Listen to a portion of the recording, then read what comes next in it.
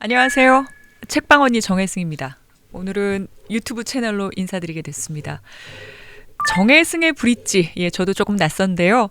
어쨌든 다양한 분야에서 활동 중인 분들을 만나서 책 이야기 혹은 문화예술, 사회 전반에 대한 이야기들을 나누는 그런 채널로 준비하고 있습니다.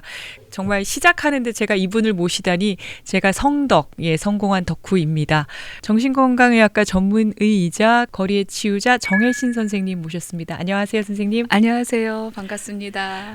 저도 처음 하는 거라 굉장히 낯설고 네. 어려운데 선생님이 네. 와주셔서 정말 이런 든든한 뒷배를 확 갖고 시작하는 느낌이라 너무 감사합니다. 그렇게 얘기해줘서 너무 고맙고요. 나도 혜승 씨가 한다 그래서 네.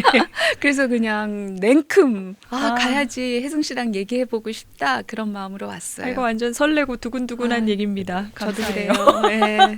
저희 책방에서 얼마 전에 북토크도 하셨고 네. 제가 이 책 되게 사랑하는 책인데 18년에 나온 책 50만 부가 팔린 정말 많은 사람들이 이 책을 통해서 위로를 얻고 공감이 뭔지에 대해서 한번 생각해보게 되는 예. 배경이 됐는데 이 책을 갖고서 손으로 읽는 당신이 옳다라고 해서 저 깜짝 놀랐는데 필사책이 나온 거잖아요. 네. 공감은 대체 어떤 거예요? 공감하기 되게 어려운 시대라고 하잖아요. 그래요. 요즘. 네. 점점 더. 조금 전에 정혜승의 브릿지라 그랬잖아요. 정혜승과 지금 이 방송을 보는 사람과의 연결, 독자와 저자와의 연결, 그렇게 연결이라 그러셨는데 내가 생각하는 공감은 연결이죠. 제대로 된 연결. 핸드폰 잘 안 터지는 곳에 있어서 이렇게 뭔가 주파수가 안 맞으면 잡음이 많이 들리고 상대방의 얘기가 제대로 안 들리잖아요. 근데 주파수가 딱 맞는 순간에 잡음이 싹 사라지고 그제서야 비로소 들리는 거. 그러니까 그런 상태. 이렇게 온전한 연결이 되는 상태. 그러니까 연결이 나는 공감이라고 생각해요. 우리가 사실은 수많은 관계를 맺잖아요. 직장에서도 있고 가족도 있고 친구도 있고. 우린 다 관계를 맺고 살고 있다라고 하는데 관계 속에서 외롭다는 얘기도 하잖아요. 네. 그 많은 관계 속에서 공감하고 연결되는 게 다 같은 건 아니구나. 그렇죠. 그러니까 우리가 가족들이 같이 살아도 문 닫고 이렇게 탁탁탁탁 들어가고 각자 핸드폰 유튜브 보고 있고 우리 지금 일상을 사는 많은 사람들의 그냥 아주 보통의 풍경이잖아요. 그러니까 사람들이 같이 있어도 너무 외롭다. 사람은 많은데 주변에 사람은 많은데 외롭다. 그랬을 때 같이 있는 듯 하지만 실제로 같이 있지 않은 연결이 끊어진 상태. 나만 있고 내 얘기를 쏟아내느라고 저 사람한테는 사실은 관심이 없는. 그러면 그거는 연결이 안 된 거잖아요. 나만 있으니까 관계라는 건 나도 있고 너도 있고 나도 있다가 너는 그럼 또 이 사람 얘기를 또 듣게 되고 듣다 보니까 내가 저 사람에 대해서 뜻밖의 더 깊이 이해하게 되고 알게 되는 측면이 있어서 네가 그런 애였어? 예를 들어서 네가 그런 마음이었어? 끄덕끄덕하는 것을 얘가 보고 자기에 대한 어떤 공감이나 연결이 고마워서 그거에 대한 또 얘기를 해주고 너도 있고 나도 있고 또 나도 있다가 또 너도 있고 이게 계속 교차해야 되는데 사실은 나 그렇게 있거나 직장에 가면 나는 다 지우고 너 상사 이런 것들은 연결이 끊어진 상태겠죠. 그 한 사람이 없는 사람들에게는 AI가 그런 역할을 할 수 있을까요? 복잡해요. 그런 질문을 받으면 네. 되게 복잡한 것 같아요. 그러니까 부분적으로는 도움이 되는 부분 충분히 있다고 생각해요. 그래서 AI와 대화를 하면서 생기는 여러 부작용들을 저도 개인적으로 많이 들어서 염려가 되는 점도 있지만 그런 부작용과는 또 별개로 진짜 한 사람을 만들면서 살아가기가 어려운 요즘 우리 일상을 보면 제가 지금 제 부부관계에서 이런 얘기를 하는 것은 이 너무 동떨어진 얘기예요. 그래서 어쨌든 그 일상이 너무 곤궁하고 한 사람이 없어서 그럴 때 부분적으로 AI가 도움을 줄 수 있는 경우 나는 있다고 봐요. 그리고 어떤 상황에서 또 도움이 되기도 하고 부분적으로라고 얘기하셨는데 이렇게 말씀을 듣다 보면 AI가 공감조차 나보다 잘하는 건가? 설마. 혹은 AI가 잘하는 거는 충고와 조언 네. 평가 판단 아닐까? 약간의 부작용도 있을 수 있다라고 말씀하셨는데 AI 특성 자체가 이렇게 솔루션을 예. 주는 그렇죠. 쪽이잖아요. 그렇죠. 괜찮을까요? AI가 사람보다 더 지금 가까운 사람보다 더 잘 공감을 해준다라는 것이 널리 알려지면서 얘가 기계적으로 공감을 하고 있다라는 걸 우리가 알면서 그걸 하잖아요. 기계가 이렇게 입에 발린 소리를 하는데도 내 마음이 이렇게 움직이네라고 하면서 자기를 이렇게 메타인지를 또 하는 거잖아요. 그런 상황에서는 저는 뭐 괜찮다고 생각해요. 그리고 그런 상황 안에서 얘가 이렇게 막 솔루션들을 그냥 쪽쪽쪽쪽 뽑아주는데 자기한테 와닿는 것들을 부분적으로 받아들여서 그런 쪽으로 한번 생각을 해보거나 이런 정도로 활용하는 것은 저는 도움이 될 수 있다고 생각해요. 너무 깊은 유대를 갖는 것이 오히려 조금 그러니까 독이 될 수 상처가 있나요? 깊으면 자기가 빠져 있는 이런 AI와의 관계를에 대한 메타인지가 잘 안 되는 경우에는 거기에 이렇게 많이 확 빠져들어가고 영향을 많이 받고 얘 디렉션이나 이런 것 때문에 어떤 행동으로까지 뭘 이렇게 많이 하게 돼서 불필요한 소송까지 가게 되거나 왜냐하면 어떤 갈등 관계에 대해서 막 얘기를 그거 했더니 소송해야 되는 거야 말아야 되는 거야라고 하면 AI가 방법을 쫙 알려주죠. 알려주고 예. 그럼 소송 가야지 이렇게 되는. 예, 너 네 분노를 알겠어. 그러면서 소송에 필요한 뭘 자료를 줄까? 해서 짜르륵 주고 건강하지 않게 이 관계를 유지하는 상황에서는 그렇게 하면 끝까지 가게 되죠. 그러다 보면 현실과 매우 동떨어진 상황에 혼자 뚝 가서 떨어져 있는. 그래서 주위 사람들은 제가 갑자기 왜 소송을? 이게 무슨 일? 아무도 이해할 수 없는 상황에 이렇게 뚝 떨어지는 어느 지점인가 AI랑 둘이 연합해서 가 있는 경우 있는 거죠. 근데 상처가 깊으면 결핍이 심하면 심할수록 그렇게 될 확률이 높으니까 그런 점은 염려가 되지만 다 부정할 수 없고. 여기 보면 이제 사람 공부 요게 그러니까 세월호 때 이야기를 갖고서 이제 쓰신 거고 애도 연습 그 이후에 이제 다시 정리를 하신 얘기들인데 이 책들을 보면 거리의 치유자가 된 이야기가 나옵니다. 정신과 전문이신데 어쨌든 바깥으로 나가신 이야기 어떤 계기로 처음에 가셨는지는 좀 궁금합니다. 2005년 뭐 6년 그쯤이었던 것 같은데요. 박동운 선생님이라는 분을 만났어요. 82년 3년에 진도 가족 간첩단 사건으로 온 가족이 끌려가서 고문을 당하고 온 가족이 징역을 살고 장남이었던 박동훈 선생님은 진도 농협의 계장으로 33살에 근무하다가 난데없이 갑자기 안기부에서 들이닥쳐서 이렇게 끌고 간 거죠. 서울로 압송이 됐고 고문당했고 수십일 동안 불법 감금된 상태에서 그래서 고문 끝에 온 가족이 간첩으로 조작이 됐고 그때 전두환 정권 때 군인들이 정권을 잡은 어떤 정당성을 만들어야 해서 많은 사람들을 간첩으로 조작해서 간첩으로 만들어버렸던 시절. 사건 자체는 1980년대 일이고 80년대. 그다음에 선생님이 박동훈 선생님을 만난 건 2005년. 네. 예.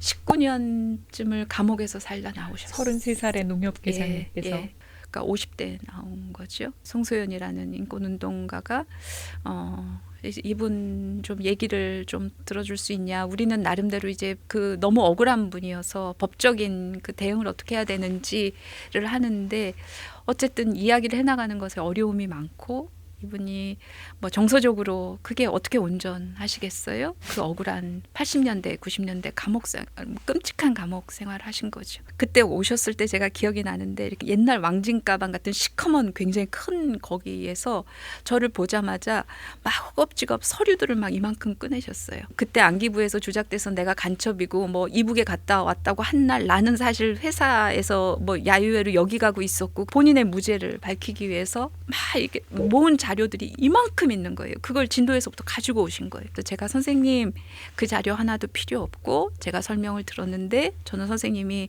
어떤 상황이신지 충분히 안다. 그러면서 이제 그동안 어떻게 살아오셨는지부터 마음의 얘기를 하고 그래서 그분 얘기를 듣다 보니까 국가폭력의 실체를 알게 됐고 아주 적나라하게 알게 됐고 그분 가족들이 다 끌려가서 임신한 아내까지 그 옆방에 불려와서 막 비명을 지르고 이런 셋째를 임신 중이었던 상태인데 네가 간첩이라는 걸 인정하지 않으면 네 부인도 배가 이렇게 부른 그런 얘기를 듣고 거기서 항복을 한 거죠. 그래서 이제 나 간첩이다. 막 나 북한도 갔다 오고 다 했다. 막 이렇게 쓰신 거죠. 그래서 그 가족들도 동생, 엄마 뭐 이렇게 다 싹 끌려가서 징역살이를 하셨으니까 이분만 피해자가 아니라 이제 그분들 가족들도 다 피해자라는 걸 알게 됐고 이분이 감옥에 있는 동안에 그 아이들은 어떤 세월을 살았는지도 듣게 됐고 그리고 그분이 감옥에 있었을 때 그 시절에 내 옆방에 어떤 사람도 있었는데 그 사람도 억울하게 고문당해서 끌려왔고 내가 어느 교도소로 이감됐는데 거기도 나 같은 사람이 있었고 그래서 그 옛날에 있었던 그런 동지들 얘기도 하시고 그분들이 또 이렇게 또 다른 분을 데리고 국가로부터 빨갱이가 돼서 그렇게 험한 세월을 상상도 할 수 없는 그런 피해자들을 만나게 된 게 시작이었어요. 쌍용차 그 해고 노동자들 그때 치유하는 그 와락을 만들었을 때도 제일 먼저 한 게 부엌 공간을 넉넉하게 만드는 거 그런 공간이 가능한 곳을 찾는 거 뭐 이런 거였어요.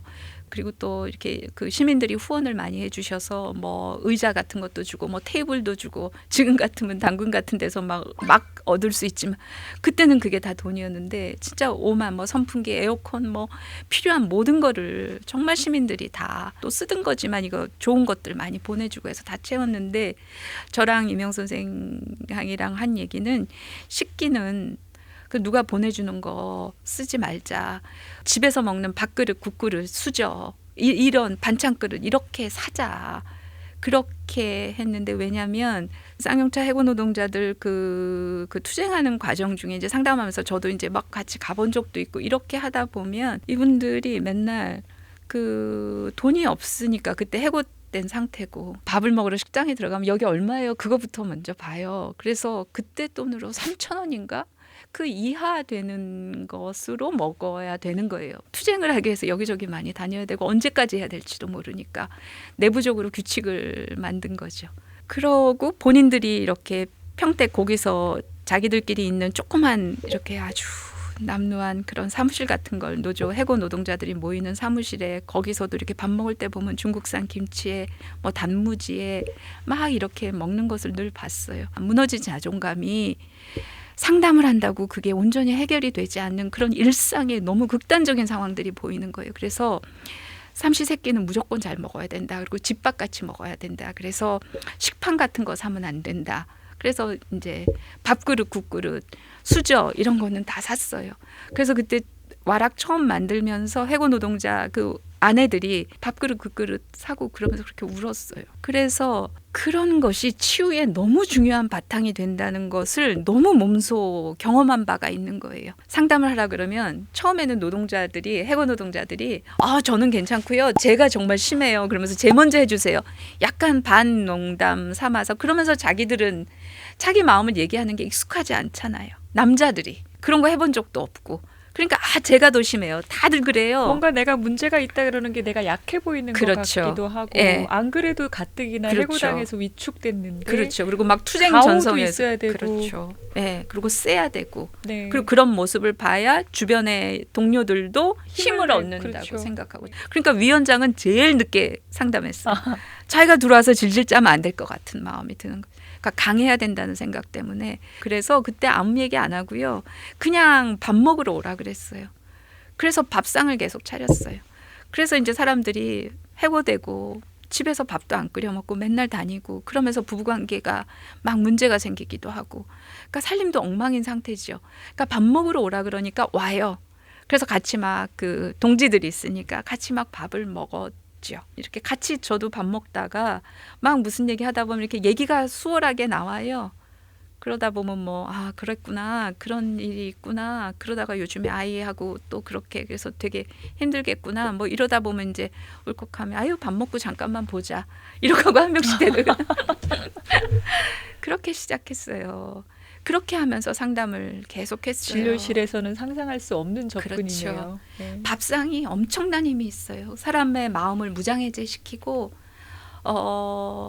이렇게 연대의 느낌을 만들어내고 밥상이 오만이를 열일을 해요. 그런 경험이 있었기 때문에 안산에 유가족들을 위한 공간을 만들었을 때도 그때는 진짜 더 이렇게 개다리 소방 같은 거 해가지고요. 비싼 것도 아니에요. 그냥 한 3, 4만 원, 한 2, 3만 원 하는 그런 개다리 소반이었는데 각상으로 산 거예요.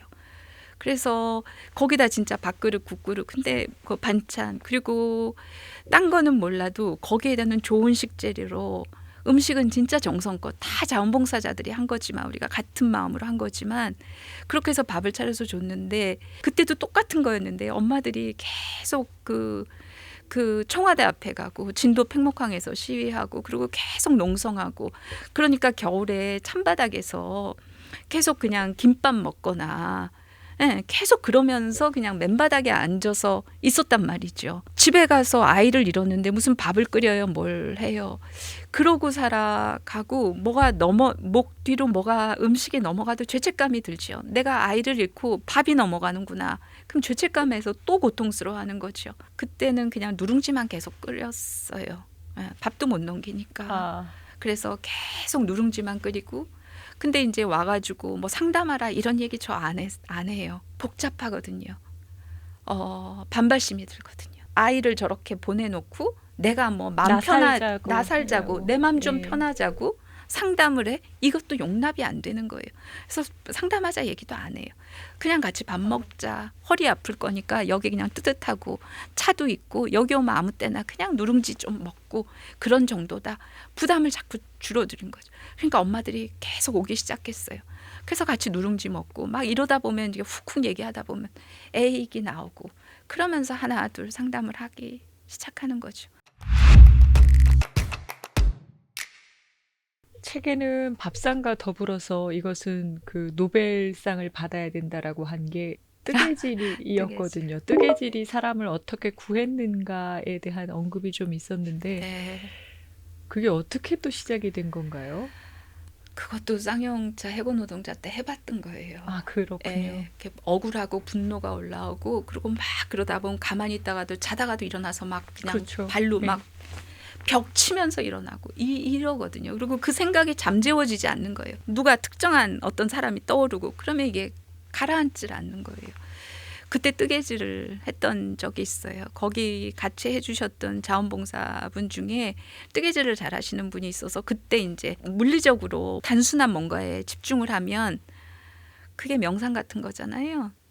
그러면 좀 그 생각이 조금 이렇게 줄어들잖아요. 해고 노동자 아내들이 뜨개질하면서 그런 것들을 많이 이렇게 했다는 거를 그때도 경험을 했어요. 그래서 이제 그거를 유가족 엄마들한테 뜨개질 잘하시는 분을 모셔다가 했죠. 그때보다 더 폭발적으로 하셨어요. 이 엄마들이 그 아이의 마지막 순간 내 아이가 마지막에 얼마나 추웠을까, 얼마나 엄마를 불렀을까, 마지막 날 얘가 밥은 먹었나, 막 이런 생각이 나기 시작하면 이게 거의 고문실에 끌려 들어가는 거. 이 생각이 줄어들지 않는 거죠. 근데 그게 눈만 뜨면 계속 되니까 그래서 뜨개질을 하기 시작했는데 처음에 그때 한 300만 원어치 저 뜨개실을 갖다 놓고 시작했거든요. 300만 원어치 뜨개실도 놀라운데 그 사연을 책에서 보니까 한 달치 300만 원이 단 하루 이틀? 예. 미친 듯이 뜨셨다고요? 미친 듯이. 그 여기저기서 사람들이 모아줬던 그 뜨개실 값만 거의 억대가 넘게 들었어요. 실감만. 어마어마하게 뜨는데 이렇게 뜨다가 픽 쓰러져서 자는 거예요. 그러니까 잠을 자기 직전까지 이걸 하지 않으면 이 고통에서 벗어나지 못하니까. 그래서 제가 그때도 이런 부작용 없는 진통제가 있나? 이게 어떤 진통제나 어떤 수면제를 먹어도 이게 듣지 않는데 이걸 하는 동안은 엄마들이 그래도 생각이 들란다 그래요. 그러니까 막 전투적으로 뜨는 거예요. 그래서 그때 세월호 유가족들 엄마들이 그 뜨개질하는 모습을 보면요. 보통 상상하는 뜨개질을 하는 굉장히 평온하고 평화롭고 그런 일상에 할머니들이 이렇게 무릎 담요덮고 이렇게. 근데 그때는 그런 풍경이 아니었어요. 엄마들이 이렇게 할 때 보면 거의 무슨 전투하는 사람, 그러니까 전투적으로 뜨는 거예요. 그러니까 그 많은 양을 하지요. 예. 그래서 어떤 엄마는 그때 아주 단기간인데 100몇십 개의 긴 목도리를 떴어요. 목도리만 막 100개 넘게. 100몇십 개를 떠서 그해 겨울에 내 아이를 기억하고 있고 내 아이한테 잘해줬던 사람. 어떤 분은 그 태권도 사범님, 그 뭐 또 게임방 그 형, 뭐 이 PC방 형. 그래가지고 아이를 이뻐했던 사람, 아이가 좋아했던 사람. 한테 그걸 선물을 하고 또 뜨고 그러면서 계속 생각하는 거죠. 우리 아이를 누가 예뻐했지? 우리 아이가 누구를 좋아했지? 그 고통과 슬픔을 견디는 힘이 되는 거였죠. 그러니까 어마어마하게 떴어요, 엄마들이. 그래서 나중에 같이 이제 시청 지하에서 전시회도 하고 그랬는데요. 그때도 그래서 좋아했던 그 너무 고마웠던 사람들한테 그 선물로 하는 그런 뜨개질인데 누구는 손석희 사장께 어떤 한 엄마는 선물로 뜨개를 해서 하기도 하고 그랬어요. 그 목걸이를 받은 사람은 그 아이를 잊을 수 없잖아요. 그러니까 내 아이를 기억해 달라. 이거를 목도리를 하는 동안 내 아이를 계속 기억해 주겠지. 잊지 않고 그 사실이 이 엄마한테는 치유가 되는 거예요. 위로가 되는 거죠. 고통을 견디는 아주 작지만 그래도 작지만은 않은 힘이 되는 거죠. 그래서 이런 부작용 없는 진통제가 또 있나. 올 상반기에 저희가 다들 마음이 힘들 때 그 대체 헌재는 결정을 하는 거야 마는 거야 어떻게 하려고 이러지? 라고 할 때 제 지인 하나가 분노의 뜨개질이라고 명명을 하고 미친 듯이 뜨개질을 해서 엄청난 생산성을 자랑했었던 그래, 기억이 나네요. 그런 마음. 거리에서 네. 그 앉아서 뜨개질 하는 분들 저 봤어요.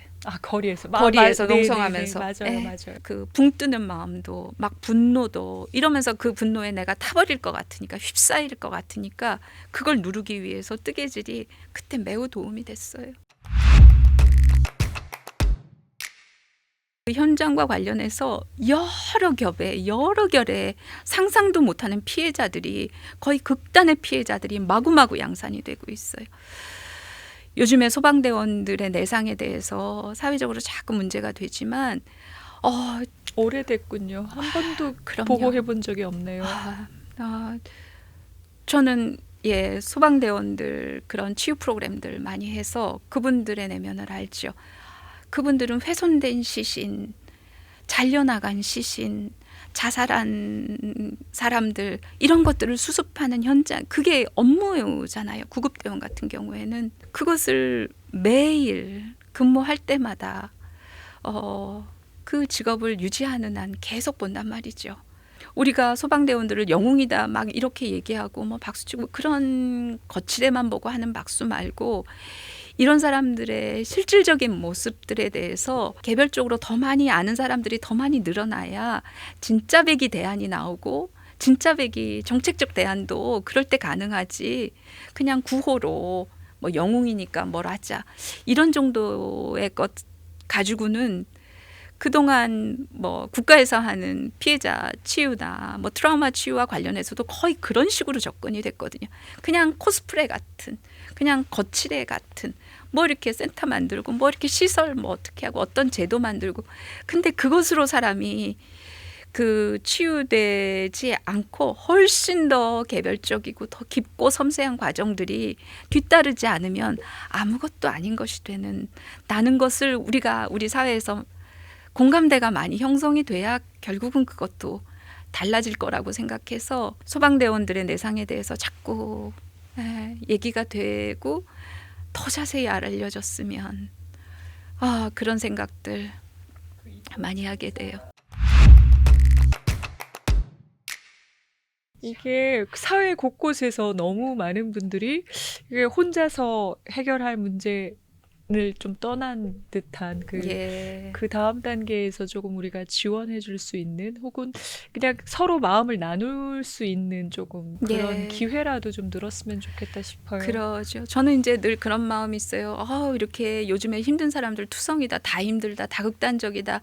그런 측면도 있고 사회가 진짜 너무 외롭고 고립되고 자꾸 도구화되고 내 개별성이나 내 존재 자체에 집중을 받기가 너무 어렵고 그러니까 이게 정신건강 측면에서 보면 예전보다 굉장히 더 안 좋을 수밖에 없는 객관적인 상황도 있지만 옛날엔 없었는데 지금 굉장히 늘어났다기보다 옛날에도 있었는데요. 이걸 우리가 알 수 없었고 접근할 수 없었고 그리고 당사자들도 그냥 혼자서만 피해를 머금고 그냥 무너지고 그렇게 되고 그냥 딴 사람들은 그것과 별개로 살아가고 있었고 그랬다면 이제는 이게 자꾸 많이 알려지고 많이 알게 되고 그래서 같이 고통을 좀 접하게 되는 그래서 어떤 면에서는 다 힘든 것 같지만 우리가 지금 같이 힘들고 있는 중일지도 모르겠다. 그런 측면에서는 예전보다는 이런 이야기를 예전보다는 조금 더 풀어놓은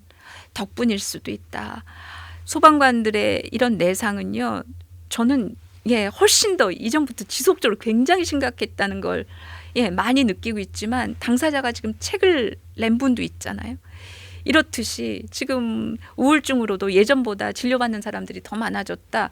어쨌든 이제 자꾸 오픈을 하고 얘기를 꺼내놓고 그래서 우리가 많은 사람들이 옆에서 듣게 되고 자기가 같은 피해자가 아니어도 듣게 되고 다른 피해자들의 얘기를 알게 되고 이런 과정은 저는 예전보다 조금 더 진전이 된 측면이 있다. 알아서 예전보다 불편할 수 있지만 건강한 불편함일 수도 있다. 그래서 이 건강한 불편함을 해결하기 위해서 우리가 힘든 사람들끼리 같이 더 연대하면서 이걸 헤쳐나가기 위해서 같이 또 머리를 맞대는 방향으로 우리가 공감대가 넓어지면 반드시 그렇게 가게 되지 않을까요? 가고 있다고 저는 생각해요.